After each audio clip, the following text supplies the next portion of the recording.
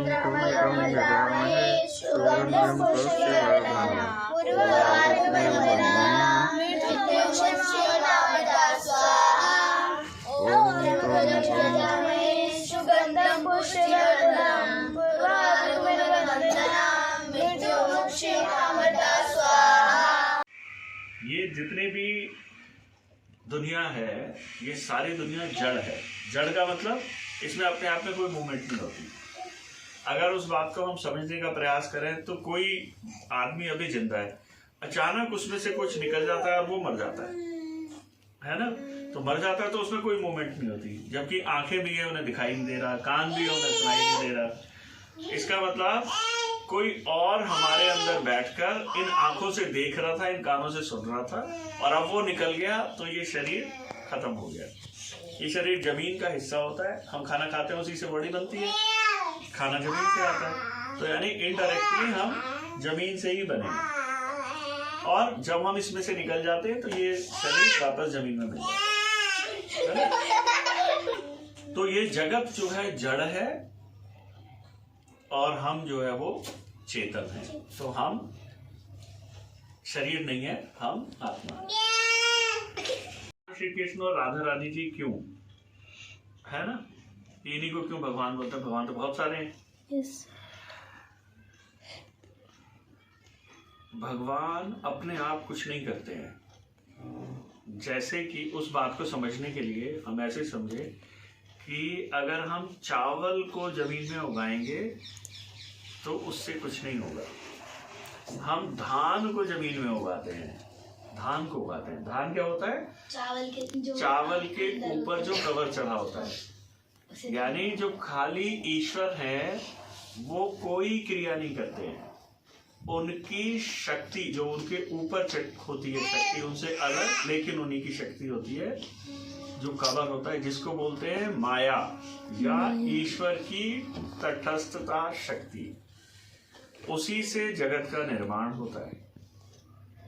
तो जो चावल शुद्ध है, जो शुद्ध ईश्वर है, वो है भगवान श्री कृष्ण, और उनकी सारी क्रियाओं को करने वाली शक्ति है श्री राधा रानी। इसीलिए हम पहले बोलते हैं राधे कृष्ण। कृष्ण राधा नहीं बोलते, हम बोलते हैं राधे कृष्ण। राधा रानी इस जगत को चलाने वाली शक्ति है, और कृष्ण जो है वो शुद्ध ईश्वर है, और राधा रानी कृष्ण को प्रसन्न करने के लिए ही सारे काम करती है।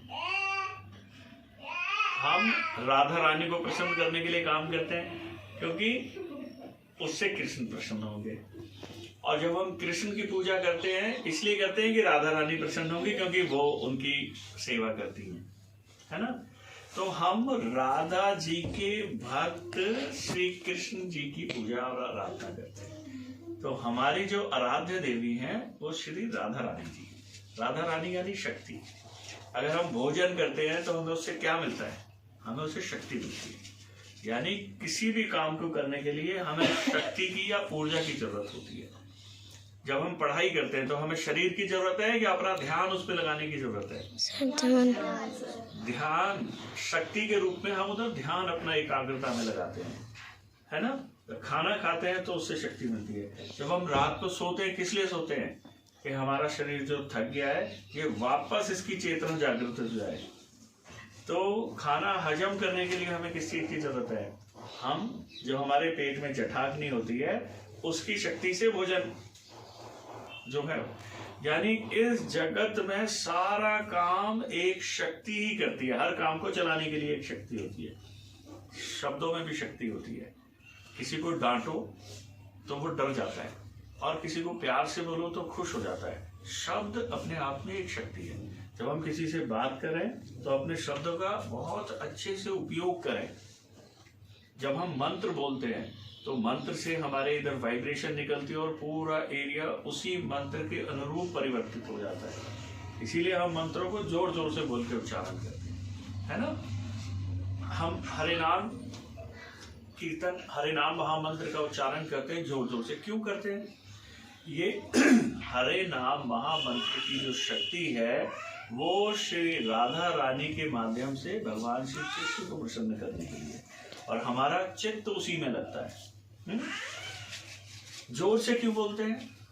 जोर से इसलिए बोलते हैं कि कुछ जो महामंत्र है ये कान में पढ़ने से भी बहुत चमत्कारिक रिजल्ट लेकर आता है, तो आदमी भव सागर से पार हो जाता है, यानी कि हम इस जगत से निकल के सीधे ईश्वर में विश्राम करते हैं।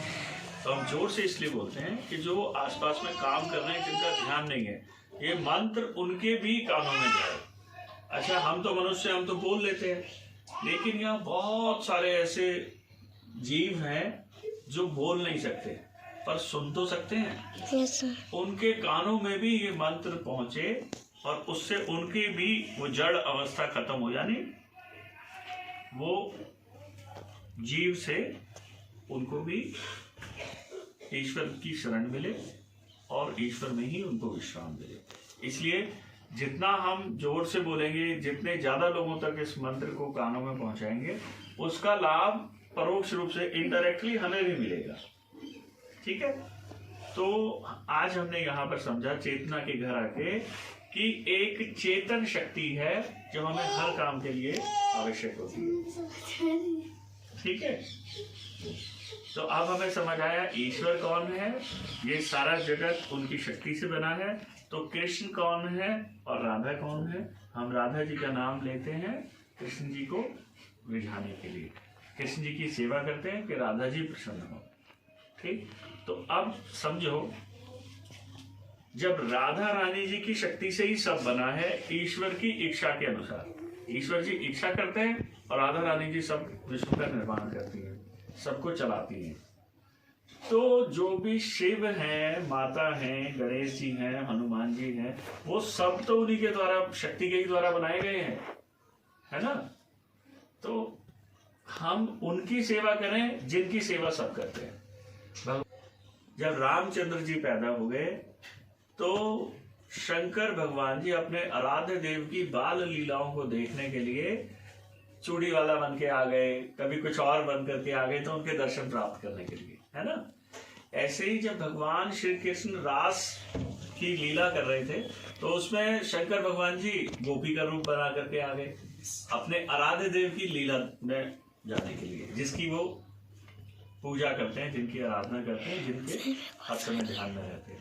तो भगवान शंकर भी जिनकी पूजा और आराधना में रहते हैं, गणेश जी भी जिनके शक्तियों को बांटने का काम करते हैं, वेदन हटाने का काम करते हैं हम लोगों का, तो वो सबके सब किसी एक शक्ति के प्रति आकर्षित है और वो शक्ति ईश्वर की तटस्थता शक्ति है जो श्री राधा रानी जी के नाम से इस पूरे विश्व में जानी जाती है। तो हम जब भी बोलते हैं राधे रानी की जय, इसका मतलब हम किसकी जय कर रहे हैं? उस शक्ति की जय कर रहे हैं जो पूरे ब्रह्मांड को और विश्व को चलाती है, जिसके छोटे छोटे रूप में हम फोकस में उसका इस्तेमाल कर रहे हैं, खाना पचाने में इस्तेमाल हो रही है, मंत्रों को बोलने के लिए इस्तेमाल हो रही है, हर समय हर जगह हम शक्ति की उपयोग कर रहे होते हैं, है ना। तो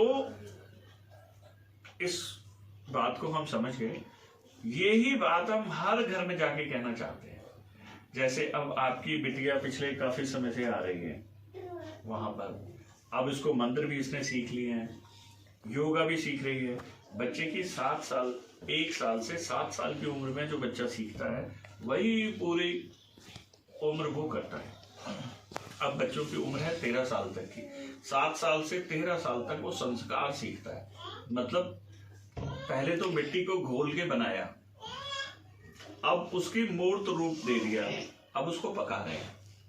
तो ये जो पकने की अवस्था है, अब ये जो बन जाएंगे वो सारी उम्र इनकी मेमोरी में रहेगा। इसके बाद तो इनकी जिंदगी में स्ट्रगल शुरू हो जाएगी, पढ़ाई को लेके स्ट्रगल है, और फिर उसके बाद प्रोफेशनल लाइफ को लेकर के है, फिर जब शादियां हो जाएंगी तो मैरिड लाइफ के अलग चैलेंजेस हैं जो हम सब भुगत ही रहे हैं, शादीशुदा वाले कितने सारे चैलेंज हैं। तो हंस क्यों रहे बेटा, स्टूडेंट की लाइफ में भी चैलेंज है, मास्टर ने जो बोला वो याद नहीं रहता, कभी होमवर्क में कोई कमी रह जाती है, तो फिर वो चैलेंज तो है ना, होमवर्क पूरा करने के लिए भाग दौड़ लगाना, स्कूल से आए सोए भी नहीं, ट्यूशन के लिए भागना, फिर होमवर्क रह गया, फिर उधर भागना, फिर रात को पढ़ना, स्ट्रगल तो है ही। ये सब मेरे साथ भी ऐसे हुआ है। ऐसी शादीशुदा लोगों के साथ है, सब अपनी अपनी जगह स्ट्रगल कर रहे हैं, है ना।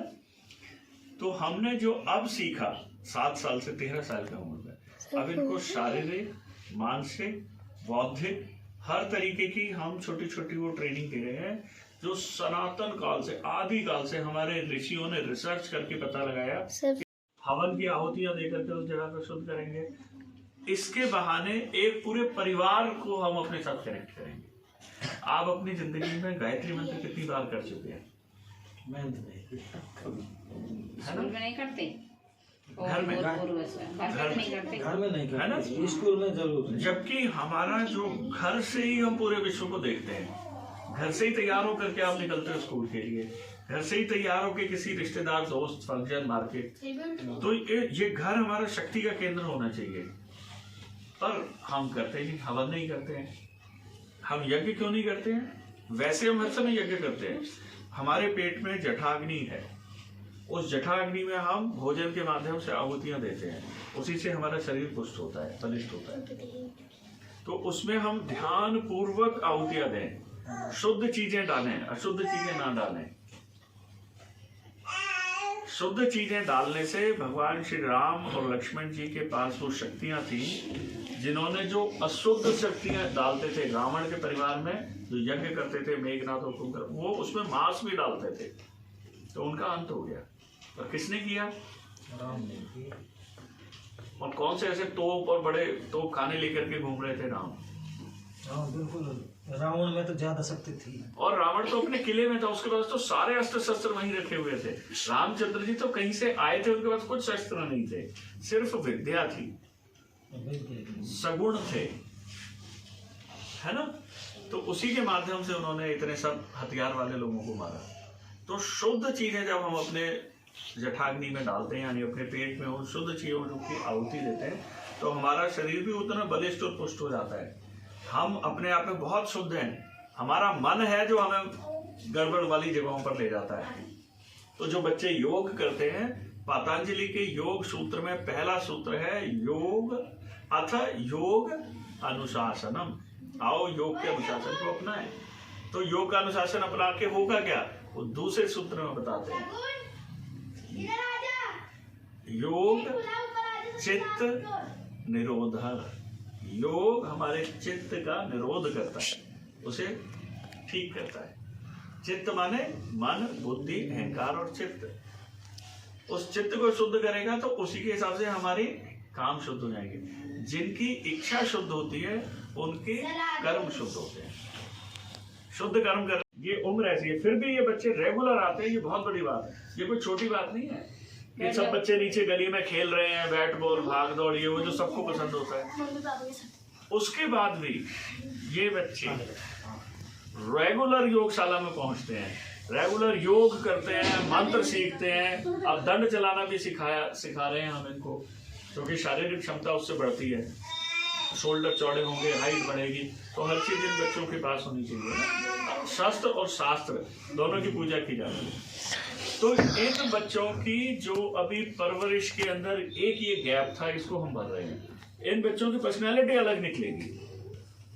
वैदिक मंत्रों के उच्चारण करने वाले बच्चे साधारण बच्चे नहीं होते हैं, ये इनके पिछले जन्मों के कुछ कर्म है कि इस तरीके से इकट्ठे होकर रेगुलर वहां जाते हैं, रेगुलर अभ्यास करते हैं। इसमें इनके माँ बाप का भी पूरा सहयोग है, जो गाने देते हैं और वहाँ छत पे अकेले में कोई बच्चा क्या कर रहा है फिर भी अपने बच्चों को भेजते हैं।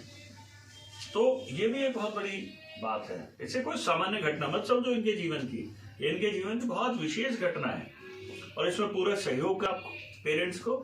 और समय समय पे जब हम बुलाते हैं तो जाना भी चाहिए, बच्चों का भी मनोबल बढ़ता है और कुछ ना कुछ अपनी भी विशुद्धियों का निरोध होता है। भगवान का नाम लेने से किसी का आज तक बुरा हुआ हो तो बताओ? भगवान का नाम लेना अगर गलत हो तो बताओ? एक शराबी शराब पीता है और सीना चौड़ के करके गली में ऐसे करके निकलता है और जोर जोर से गालियां बकता है, कुछ कुछ करता है, जबकि वो बुरी चीज है, उसे छुप के करना चाहिए। वो तो पर्दे की है, वो नहीं। और मंत्र और ये पढ़ने वाला फिर छुप करके क्यों करे? जोर से करे, खुल के करे, ताकि और लोगों को प्रेरणा मिले। अच्छी चीज हमें जोर से करनी चाहिए, बुरी चीजें नहीं करनी चाहिए, चुपके भी नहीं करनी चाहिए, है ना। तो जब हम अच्छी चीजें कर रहे हैं तो आपको लगता है कि अगर अच्छी चीजें हैं तो आपको इनके कार्यक्रमों में आना चाहिए। बच्चों का मनोबल बढ़ता है। पेरेंट्स ही हैं जो अपने बच्चे को डायरेक्ट करते हैं, और पेरेंट्स ही हैं जिनकी छत्र छाया में बच्चे अपने को सही समझते हैं। जिस काम में उनके पेरेंट्स इन्वॉल्व हैं उस काम को बच्चे करते हैं, क्योंकि बच्चे कहा हुआ नहीं करते, बच्चे करने का अनुसरण करते हैं। पेरेंट्स जो कर रहे होते हैं बच्चे उसका अनुसरण करते हैं। इन बच्चों ने जो मंत्र सीखे हैं, ये बच्चे उन मंत्रों का उच्चारण करेंगे। फिर जिस जिसको भी भजन आता है वो भजन सुनाएगा। ओम भूर्भुवः स्वः